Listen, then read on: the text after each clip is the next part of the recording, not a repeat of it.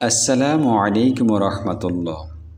ইন্নাল হামদুলিল্লাহ আলহামদুলিল্লাহি হামদাশ শাকিরিন ওয়াসসালাতু ওয়াসসালামু আলা রাসূলিল কারীম ওয়া আলা আলিহি ওয়া আসহাবিহি আজমাইন, আম্মা বা'দ।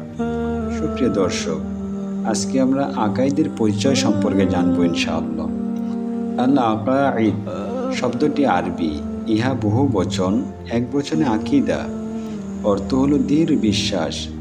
পরিভাষায় ইসলামের মৌলিক বিষয়গুলোকে মনে প্রাণে সত্য বলে বিশ্বাস করাকে আকাইদ বলে। ইসলামের আকাইদের বিষয়সমূহ জানা, সেই বিষয়ে সন্দেহাতীতভাবে জ্ঞান অর্জন করা এবং বিশ্বাস করা প্রত্যেক নর নারীর উপর ফরজ। আকিদা বিশুদ্ধ না হলে মুমিনের কোনো নেক আমল বা নেক কাজ আল্লাহ তাআলার কাছে কবুল হবে না। ঈমানের মৌলিক বিষয়সমূহ যথা তাওহীদ, নবুয়ত, রিসালাত, আসমানি কিতাব, ফেরেশতা, আখিরাত, তাকদীর ও পুনরুত্থানের প্রতি পূর্ণ বিশ্বাস স্থাপন করা ফরজ।